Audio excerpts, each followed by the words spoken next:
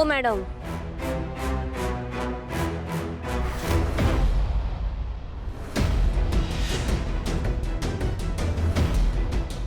जगातली कुठली बी स्त्री या गोष्टींचा सौदा करू शकत नाही आणि कधी करणार बी नाही. क्षमाकडनं आपल्या नवऱ्याचे प्राण परत आणणाऱ्या सावित्रीला मानतो आम्ही. त्यामुळे एक गोष्ट ध्यानात ठेवा, सावली आणि सारंग सर कधीच वेगळे होऊ शकत नाही. आणि लाज नाही वाटत हे असं बोलायला? सारंग सर आता संकटात आहेत ना, म्हणून सावली थोडीशी बिथरली आहे. पण सावली एकटी नाहीये, मी आहे तिच्या सोबत. त्यामुळे पुन्हा असल्या गोष्टींचा विचार बी करू नका. सिरियसली सारंगला जर जन्मठेप झाली ना, तर हे जे तू आता बोललीस ना, असं काय उपयोग होणार आहे का? मला सांगते. सावली, शाणी असशील तर जरा विचार कर. तू स्वतःच्या स्वार्थासाठी सारंगला शिक्षा देतेस, त्यापेक्षा सोड ना त्याला.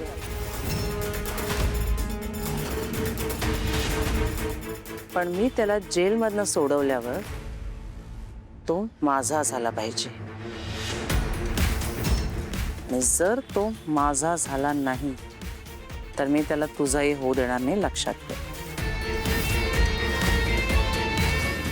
मुळात त्यांनी कोणता गुन्हाच केला नाहीये, त्यामुळे त्यांना कोणतीही शिक्षा होणार नाही. नाही, पण तुम्ही एक गोष्ट लक्षात ठेवा, पैशाने, जबरदस्तीने आणि समोरच्याला हतबल करून कंपनी विकत घेता येऊ शकते, पण सौभाग्य नाही. सारंग सर फक्त माझे आहेत आणि माझेच राहतील.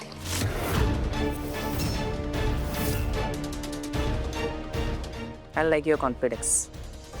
लघु.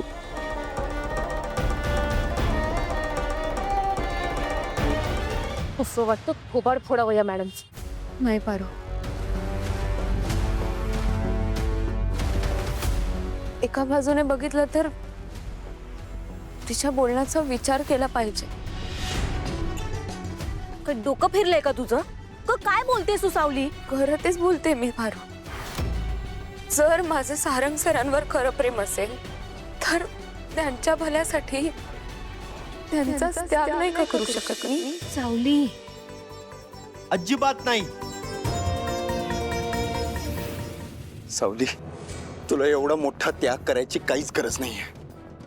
सारंग बाहेर येणार, आपण त्याला बाहेर काढू. कसं? सगळे पुरावे त्यांच्या विरोधात आहेत.